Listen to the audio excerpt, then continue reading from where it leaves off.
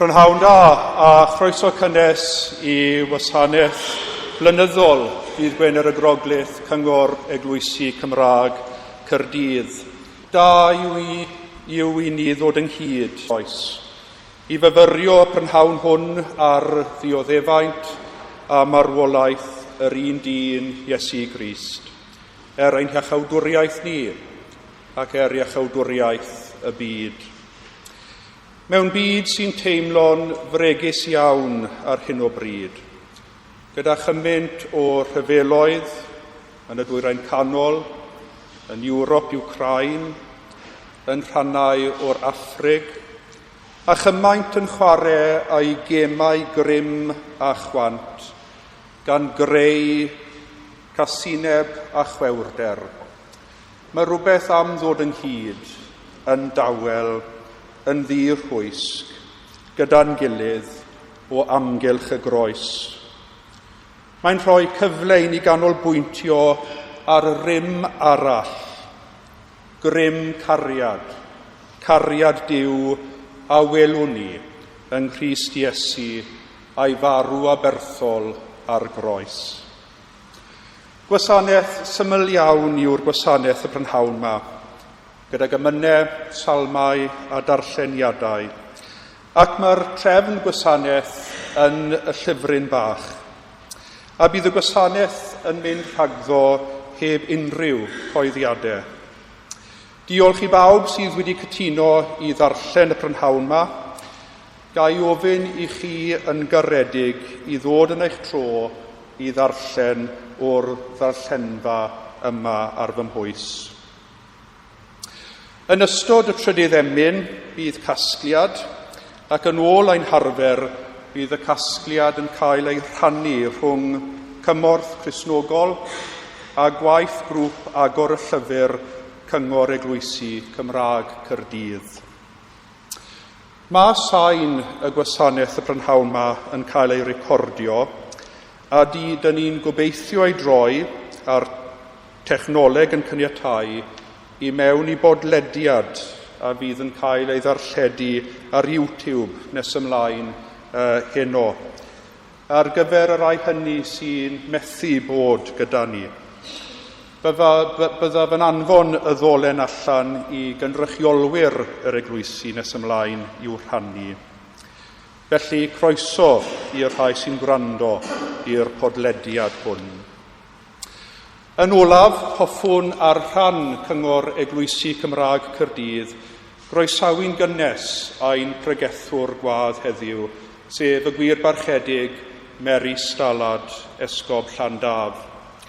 Dyma'r tro cyntaf I chi ymuno â ni mewn un o cyfarfodydd y cyngor hwn. Croeso mawr, ac wrth gwrs croeso yn ôl I Eglwys Dewi Sant. Yn enedigol o Birmingham, mae Esgob Mary wedi gweinidogeithi mewn sawl esgobaeth yma yng Nghymru yn llythrennol o Fôn I Fynwy, a Mary oedd un o'r gwragedd cyntaf I cael ei hordeinio yn offeiriad yn yr Eglwys yng Nghymru yn ôl yn y flwyddyn 1997. Cyn cael ei hethol yn Esgob Llandaf, roedd Mary yn esgob cynorthwyol ym Bangor. Croeso cynnes I chi Mary i'r gwasanaeth hwn, a dymunwn pob bendith I chi yn ein hyddoliad ac wrth I chi draddodi'r Bregeth a'r myfyrdod. Felly cymerwn eiliad neu ddwy I dywelu ein hunain, I hoelio ein meddyliau ar groes Iesu, cyn I ni ddechrau ar ein gwasanaeth drwy ganu'r intrada, dyfod y mae'r awr a welir arweilod y tudalen cyntaf yn eich trefn gwasanaeth.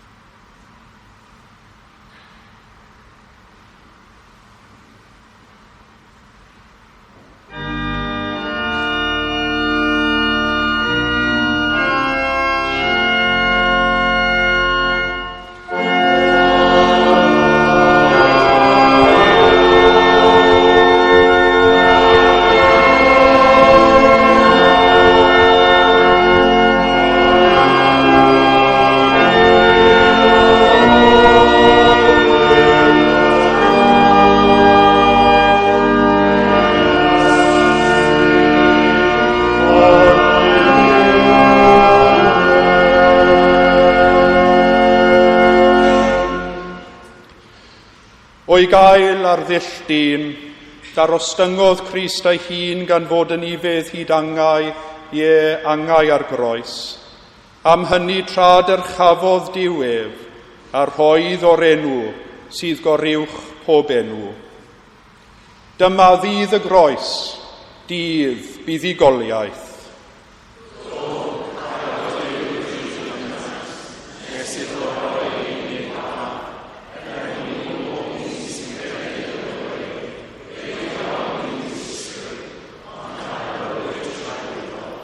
A ddolwn di o Grist a bendithiwn di.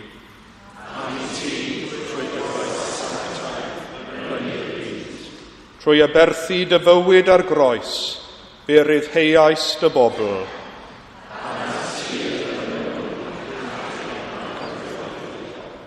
Gweddiwn. O llalluog dad, edrych yn drigarog ar dy deulu yma, y bu Iesu Grist ein harglwydd yn barod i gael ei fradychu ar ei fwyn, a'i draddodi ddwylo pechaduriaid a dioddef angau ar y groes.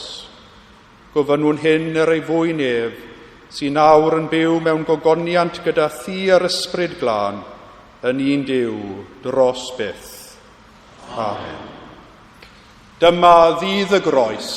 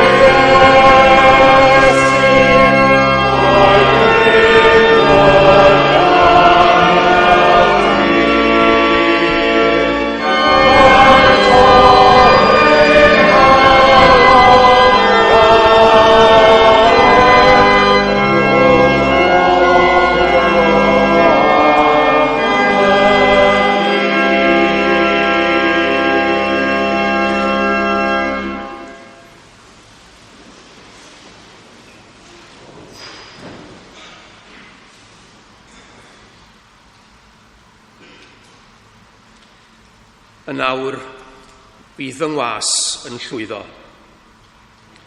Fe'i codir a'i ddyrchafu a bydd yn uchel iawn. Ar y pryd, roedd llawer yn syni ato. Roedd ei wedd yn rhy hagar i bobl, a'i bryd yn hyllach na neb dynol. A phobloedd lawer yn troi i ffwrdd rhag ei weld, a brenhinoedd yn fyd o'i blegyd. Ond byddant yn gweld peth na seglurwyd iddynt, ac yn deall yr hyn na chlywsant amdano. Pwy a gredai'r hyn a glywson? I bwy y datguddiwyd braich yr arglwydd? Fe dyfodd o'i flan fel blagurin ac fel gwreiddyn mewn tir sych. Nid oedd na ffryd na thegwch iddo, i'w hoffi wrth i ni ei weld. Roedd wedi ei ddirmygu a'i wrthod gan eraill yn ŵr clwyfedig cyfarwydd adolyr. Yr oeddem fel pen cuddion hwynebau o ddiwrtho yn ei ddirmygu ac yn ei anwybyddu. Eto, ein dolir ni a gymerodd, a'n gweiledd ni a ddygodd, a ninnau'n ei gyfrif wedi ei glwyfo a'i daro gan dduw a'i ddarostwng. Ond archollwyd ef am ein troseddau ni, a'i ddryllio am ein camweddau ni. Roedd pris ein heddwch ni arno ef. A thrwy ei gleisiau ef y cawsom ni iachad. Rydym ni i gyd wedi crwydro fel defaid, pob un yn troi i'w ffordd ei hun. A rhoes yr arglwydd arno ef ein beiau ni i gyd. Fe'i gorthrymwyd a'i ddarostwng ond nid agorau ei enau. Arweiniwyd ef fel oen i'r lladdfa, ac fel y bydd dafad yn ddistaw yn llawr cneifiwr, felly nid agorau yntau ei enau. Cymerwyd ef ymaith heb ei roi ar brawf na'i farnu, pwydd yn malio am ei dynged. Fe'i torwyd o dir rhai byw, a'i daro am drosedd fy mhobol. Rhoddwyd iddo fedd gyda'r rhai drygionus a beddrod gyda'r troseddwyr, na wnaethai niwed i neb, ac nad oedd twyll yn ei enau. Yr arglwydd a fynnau ei ddryllio a gwneud iddo ddioddau. Pan rydd ei fywyd yn aberth dros bechod, fe wel ei had, fe estyn ei ddyddiau, ac fe lwydda ewyllus yr arglwydd yn ei law ef. Wedi helbulon ei fywyd, fe wel oleuni, a chael ei fodloni yn ei wybodaeth. Bydd fy ngwas yn cyfiawnhau llawer, ac yn dwyn ei camweddau. Am hynny, rhof iddo'r rhan gyda'r mawrion, ac fe ranna'r ysbail gyda'r cedyrn, oherwydd iddo dywallt i fywyd i farwolaeth, a chael ei gyfrif gyda throseddwyr, a dwyn pechodau llaweroedd, ac eiriol dros y troseddwyr. A boed bendith ar ac o'r darlleniad a'r gwrandawiad o iair. Amen.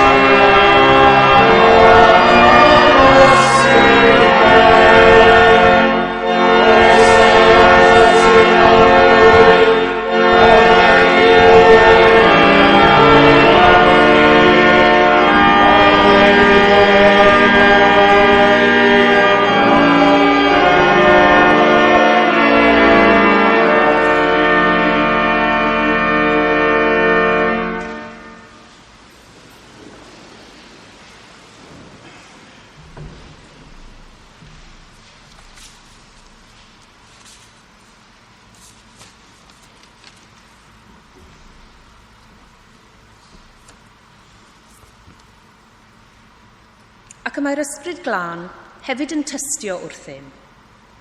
Oherwydd wedi iddo ddweud, dyma'r cyfamod a wnaf a hwy ar ôl y dyddiau hynny, medd yr arglwydd. Rhof yng nghyfreithiau yn ei calon, ac ysgrifennaf hwy ar ei meddwl. Y mae'n ychwanegu, a'i pechodau a'i drwg weithredoedd, ni chofiaf mohonynt byth mwy. Yn awr, lle y ceir maddeiant am y pethau hyn, nid oes angen offrwm dros bechod mwyach. Felly gyfeillion, gan fod gennym hyder i fynd i mewn i'r cysygr drwy waed Iesu a hyd ffordd newydd a byw y mae ef wedi ei hagor i ni drwy'r llen, hynny yw trwy ei gnawd ef, a chan fod gennym offeiriad mawr ar dydd Dduw, gadewch i ni nesau a chalon gywir mewn llawn hyder ffydd, a'n calonnau wedi eu tainellu'n lân oddi wrth gydwybod ddrwg, a'n cyrff wedi ei golchi a dŵr glân. Gadewch i ni ddal yn ddiwyro at gyffes ein gobaith, oherwydd y mae'r hwn a roddodd yr addewid yn ffyddlon. Gadewch i ni ystyried sut y gallwn ennyn yn ein gilydd gariad a gweithredoedd da, heb gefnu ar ein cydgynulliad ein hunain yn ôl arfer rhai, ond annog ein gilydd, ac yn fwy felly yn gymaint a'ch bod yn gweld y dydd yn dod yn agos.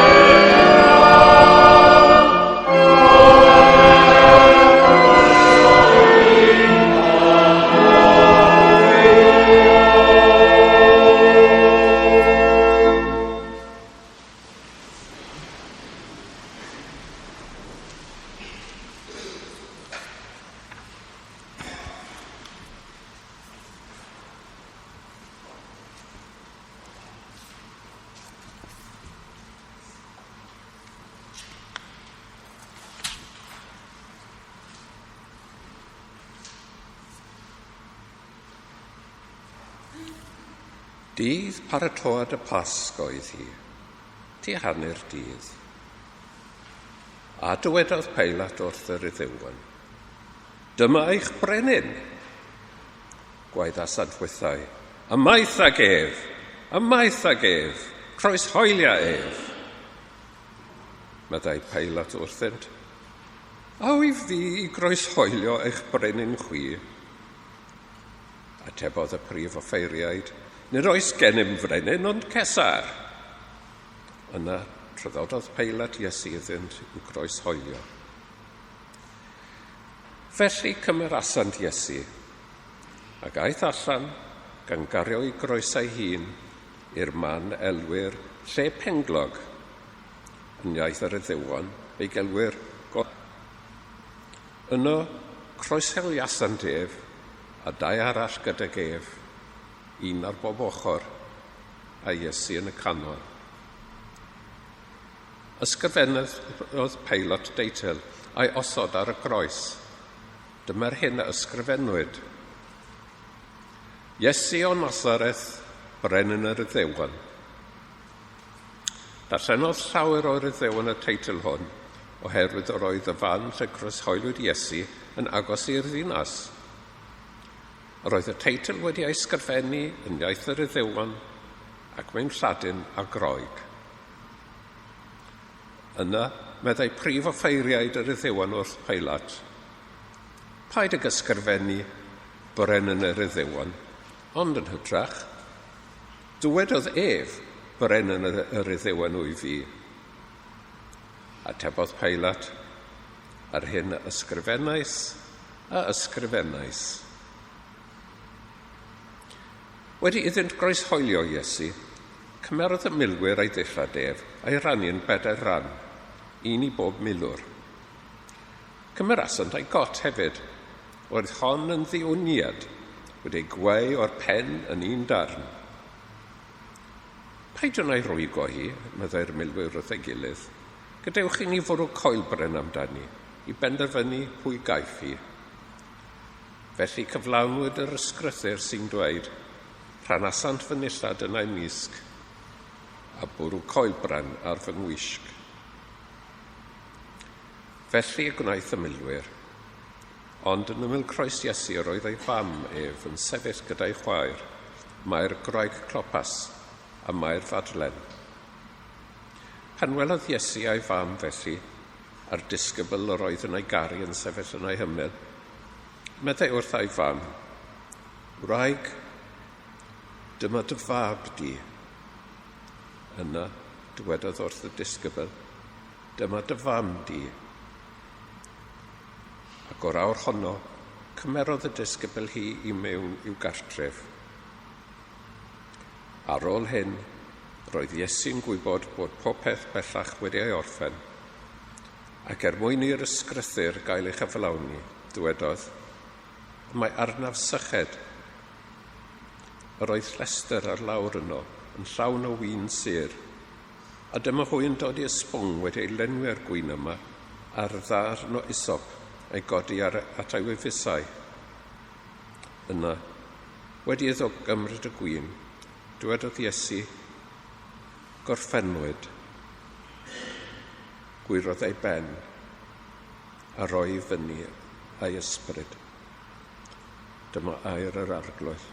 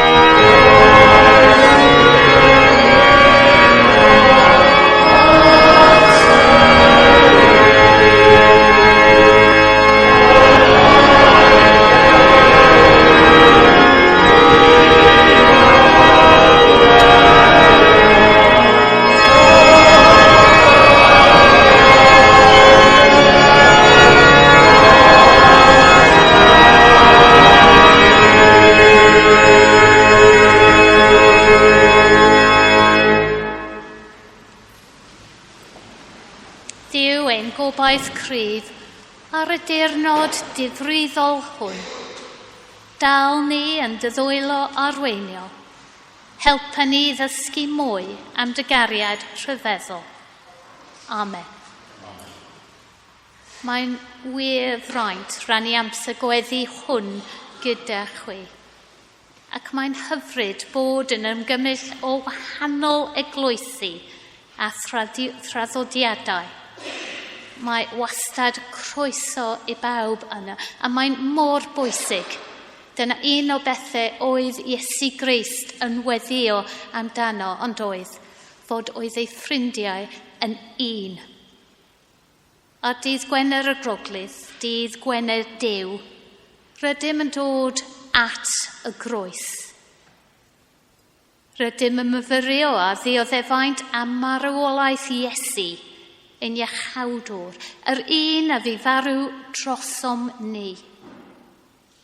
Rydym yn dod â thoriedegaeth a thristwch ein bywydau, a'n straeon ein hunain, ein galar ni, a'n tristwch personol, gebron Duw. Rydym hefyd yn dod â drylliedagaeth a ddioddefaint ein byd i'r groes.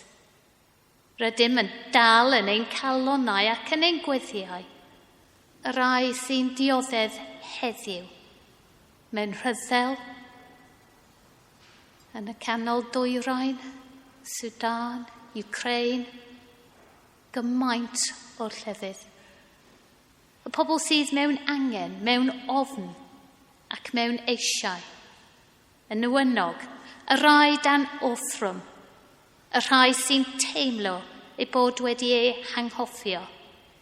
Y rai nad oes ganddynt gartref, dim gobaith. A phawb sydd yn teimlo yn unig heddiw. Heddiw yw diwrnod o ddagrau a thywyllwch. Amser i fynd i mewn i ddioddefaint Crist. Ond yna, rydyn ni'n gallu darganfod ddigelwch sanctaidd, cariad Duw. Mae Iesu yn ein helpu i dechrau cael cipolwg ar wirionedd y mae ysgrythur wedi sôn amdano erioed.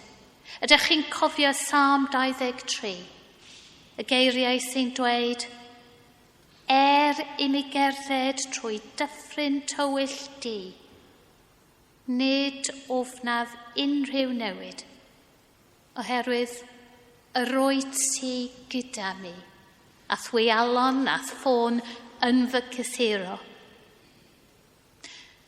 Mae croes efallai tipyn bach fel croes ffordd. Ar y dod sanctaidd hwn, gallwn dychmwys, siap y croes. Ni'n gallu just edrych i lawr os ni moyn. Gallwn aros gyda stori dioddefaunt Crist.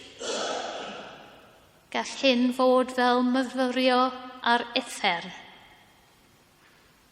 Weithiau, pan dyn ni'n teimlo yn drwm, falle pan dyn ni mewn galar ein hunan, dyna i gyd ni'n gallu wneud, yw edrych i lawr, i sefyll gyda'r Iesu yn ei dioddefaint. Ond, wrth y groes, mae dewis gyda ni. Falle mae tipyn bach o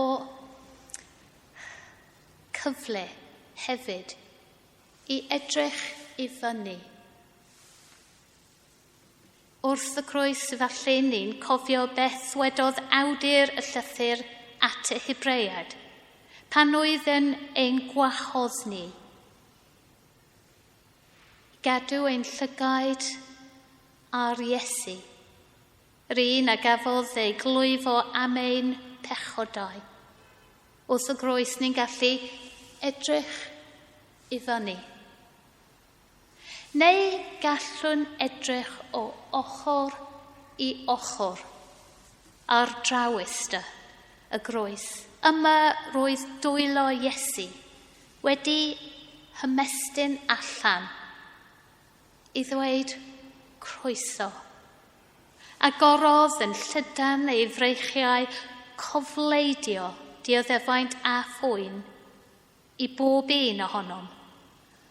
Croesawodd a bendithio a'i ddwylo, hyd yn oed y rai a'i brifodd ar arteithio. Mae dwylo Iesu ein gwahodd i ystyried sut y gall ein dwylo ni gallu helpu ac iachau. Dwi wedi dosbarthu lluniau gyda chi. Lluniau sydd wedi cael eu peintio gan chwaer Mary Stevens. Mae hi wedi peintio stori y groes, just yn edrych at dwylo Iesu. A dwi wedi wneud dewis just o rai o'r gwaith Mary Stevens. Mae lluniau hyn yn ein gwahodd i edrych at dwylo Iesu. Falle byddwn yn meddwl am ein dwylo ein hunain hefyd. Mae ein dwylo mor bwysig i'n bywoliaeth. Gyda'n dwylo gallwn wneud daioni, a chyda'n dwylo gallwn hefyd achosi newid. Yn stori Dydd Gwener y Groglith, mae dwylo Iesu yn gwneud llawer o bethau. Yn y llun cyntaf, mae dwylo Iesu yn gweddio. Rhai blynyddoedd yn ôl, roeddwn ni'n gweithio mewn ysgol fel caplan.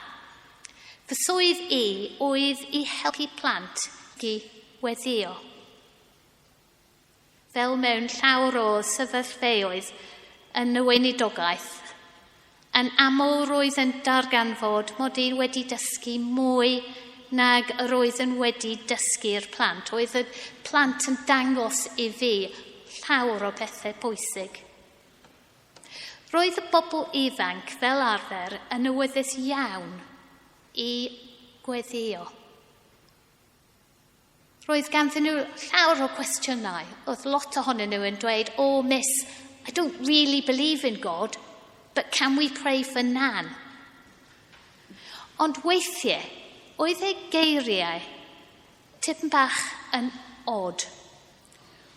Oedd e ddim cweit yn sgwennu fel falle bydd offeiriadon neu ei athrawon yn meddwl y dylen nhw. Yn lle yn sgwennu neu'n ddweud o Dduw, gweddion drosto beth bynnag, byddant yn aml yn ysgrifennu neu dweud o Dduw, gweddia dros beth bynnag. Oedden nhw'n disgwyl Dduw i wneud y weddi. Ond, mae'n eitha prydferth meddwl am Dduw yn gweddio drosom ni. Ac falle oedd y plant yn iawn. Wedi cyfan mae Iesu yn gweddio dros ei ffrindiau. Yn yr Efengl yn Iowan pennod 17, oedd Iesu yn gweddio yn arbennig am undod ymhlith ei ddilynwyr. Wrth i ni ystyried ein perthnasoedd toredig, rydym yn diolch i Dduw fod Iesu yn weddio drosom ni. Yn y llun, mae Iesu yna yn ffyddlon, a mae gwahoddiad yna i ni i trio fod yn ffyddlon hefyd, yn pobl sy'n parhau yn ein bywyd o weddi. Yn yr ail llun, mae dwylo Iesu wedi rwymo wrth iddo gael ei giro. Mae delwedd Iesu gyda ddwylo wedi clymu wrth iddo gael ei giro a'i chwipio. Efallai yn hatgoffa o bawb nad ydyt yn rhydd heddiw. Wrth i ni feddwl am farwolaeth Iesu, cawn ein hatgoffo rai sydd yn y cachar, rai yma yn Caerdydd, rai bell. Neu falle rai sydd wedi ei dal gan ofn, neu gan pwyn rhyfel, dioddefaint, galar, nac unigrwydd. Yn y llun mae bysedd Iesu wedi cyrlio mewn pwyn. Mae llun yn goch fel gwaed. Mae dwylo Iesu yma yn bresennol. Mae nhw'n real. Mae Iesu gyda rhai sy'n dioddedd. Efallai byddwn yn edrych ar ein dwylo ni. Sut allwn ni ei defnyddio i bresennol i'r rhai sy'n dioddedd heddiw? Yn y llun nesaf, mae dwylo Iesu yn codi'r groes. Wrth i Iesu dal y groes, gwelwn dwylo dyn gweithio. Dwylo garw a defnyddio crefftwr. Ond mae'n llun tipyn bach yn tyner hefyd. Mae'n ymddangos fel Iesu yn cofleidio groes. Dyma waith caled, gwaith ddiflas, fel dwylo rhai sy'n gyfalu am eraill. Felly mae'n atgofio ni am y rhai sy'n golchi ac yn glanhau pob diwrnod.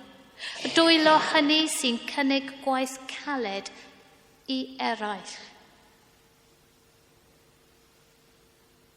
Yn y llun nesaf, mae dwylo eraill yn estyn allan at Iesu, ac mae ei yn cyffwrdd ar y ffordd ar y groes.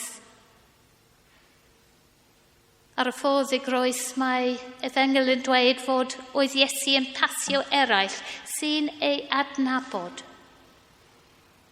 Yn y 4 llun, mae'n ymddangos dwylo eraill yn estyn allan at y Iesu, a Iesu yn croesawu ei cyffwrddiad. Croeso Iesu yw i bawb.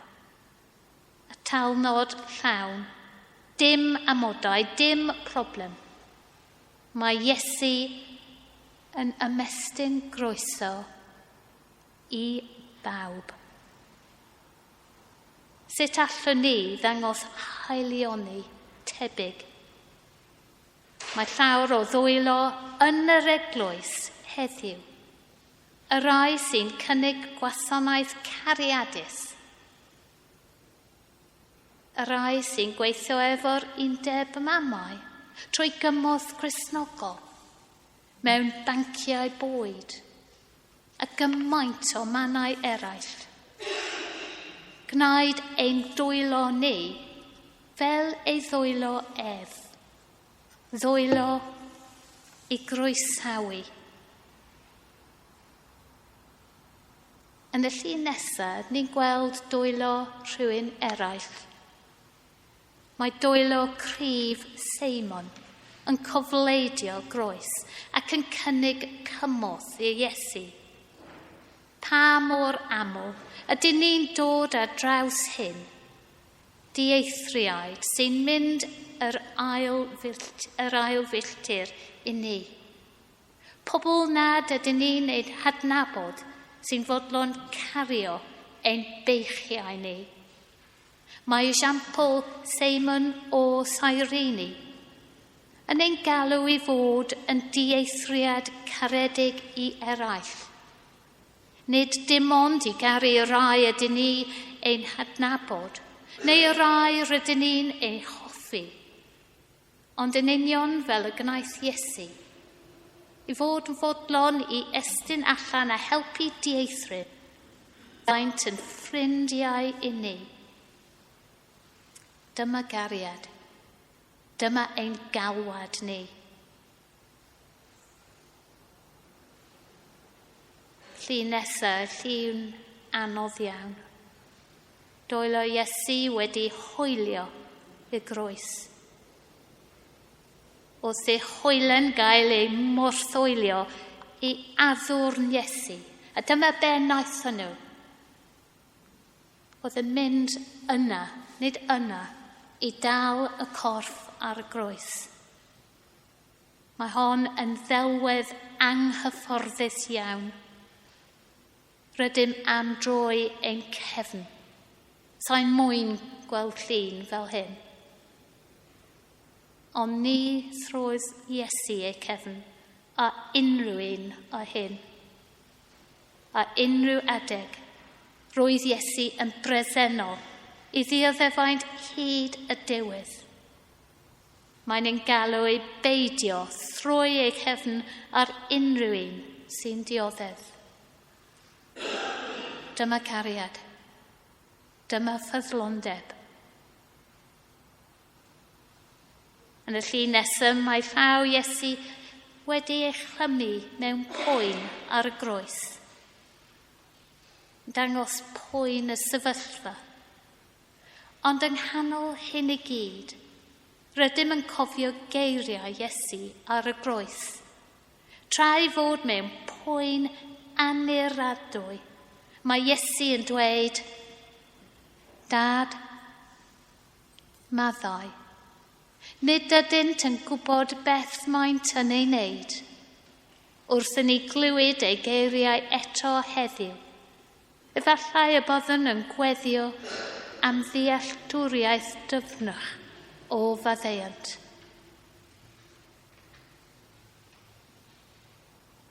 Yn y llun nesaf, mae llaw Iesu wedi ei thynnu i lawr o groes. Dyma dalun mwyaf trist i fi.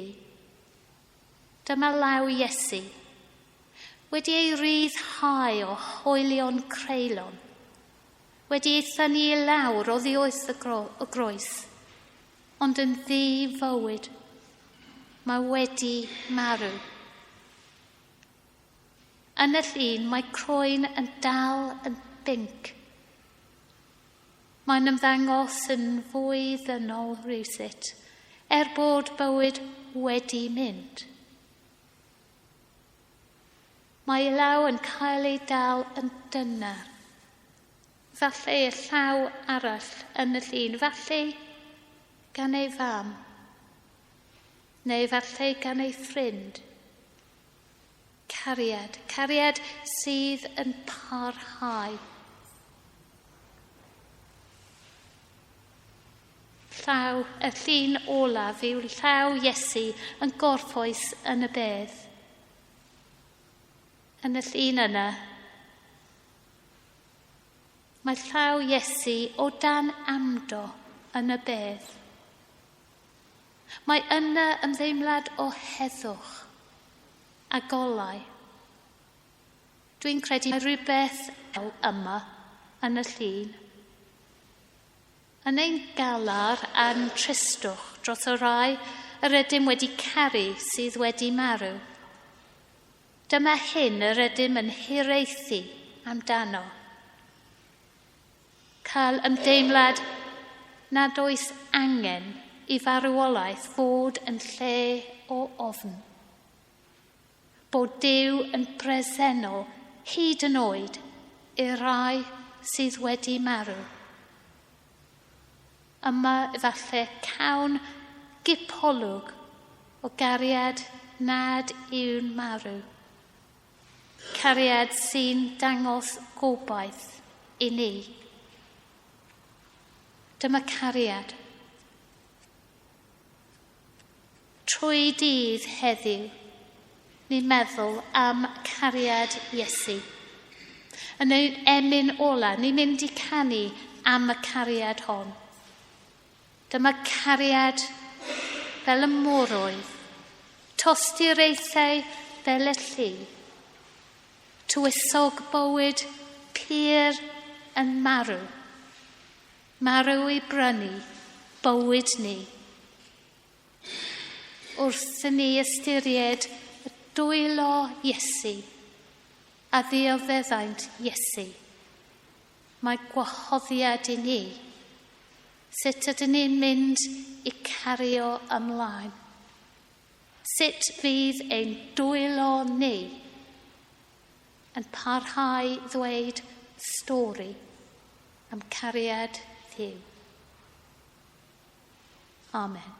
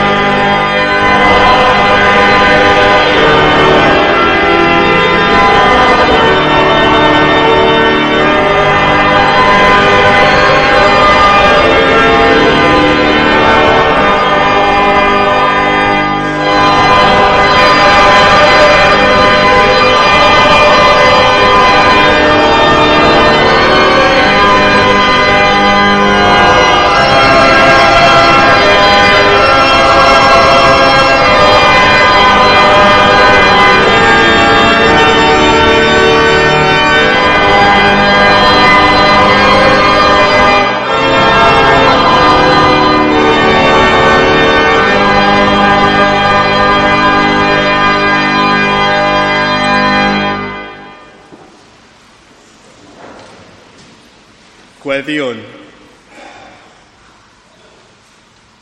Trwy ei groes a waithfraw fwaid, fe brynodd yn harglwydd Iesu Grist y byd. Dywedodd wrthym, os oes neb am fod yn ddilynwyr iddo ef, fod yn rhaid iddynt yn wadu a'i hwy ei hunain, codi ei croes a'n lyn ef, ddydd ar ôl dydd. Felly gadewch i ni weddio ar ein gwaredw, a ddioddefodd a'i boenau, a gladwyd ac atgyfododd o farwolaeth, a dwedwn, o Grist, mawrygwm di. O Grist, mawrygwm di. Ddain meister, trosom ni bios yn iffydd hyd angau, dysgu ni wneud y wellus dy dad. O Grist, mawrygwm di. Arglwydd ein bywyd, drwy farw ar y groes, yr oet wedi gorchfygu marwolaeth a galluoedd y tywyllwch. Cyn wrtha ni i adnabod grym y atgyfodiad a chymdeithas di diofeddiadau. Arglwydd ein grym, cefais dy ddirmyrgu a dy darostwng fel drwg weithredwr, dysgu ni wir os dyn digrwydd. Arglwydd ein iacadwriaeth, rhoddais dy fywyd yn dy gariad a dyfrodyr a chwiorydd, dysgu ni garu'n gilydd gyda'r un cariad. Arglwydd ein harglwydd, gyda'r ddwylo a led ar y groes, ti'n bawb at y ti dy hun, a chasglaeth deyrnas holl blant gwasgaredig diw. Arglwydd Iesu Grist ac roshoelio drosom, cymorth bob un ohonym i garu fel y creais ti, i fyw fel y bios ti fyw, i fod yn gymydog i cyn-ddynion yn ei hangen, fel y bios ti yn dy digaredd yn ymedog i ni, a ddioddef a marw drosom. Gofynnwn hyn yn dy enw. Amen. Fel y dysgodd ein iachawder ni, gweddiwn yn eofn. Ein tad, yr hwnnwyt yn y nefoedd, sanctaeddiad y enw, delad y deinas, wyneled y wyllus, megis yn y nef, felly ar y ddaiar hefyd, dyro i ni heddiw ein bara beinyddiol, a maddaiau i ni ein dyledion, fel y maddaion nina ein dyledwyr, ac nac arwain ni y brofedigaeth, aeth e gwareg ni rhag drwg. Canis daiddo ti yw'r deyrnas, a'r gallu, a'r gagoniant, yn oes oesoedd. Amen. Amen.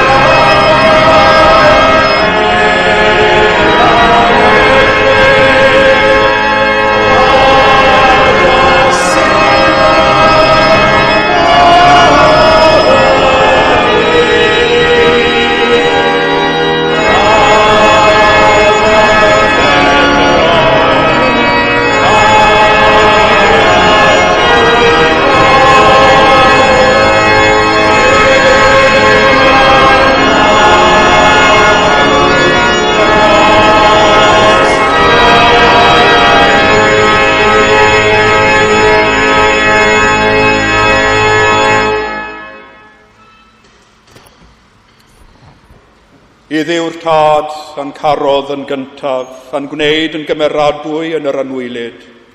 I ddiw'r mab a'n carodd ni, a'n golchi o ddiwrth a'n holl bechodau yn ei waed ei hun. I ddiw'r ysbryd glân, sy'n tywallt cariad Duw ar led yn ein calonnau, y bo'r holl gariad a'r gogoniant dros holl amser a hyd dragwyddoldeb. Amen.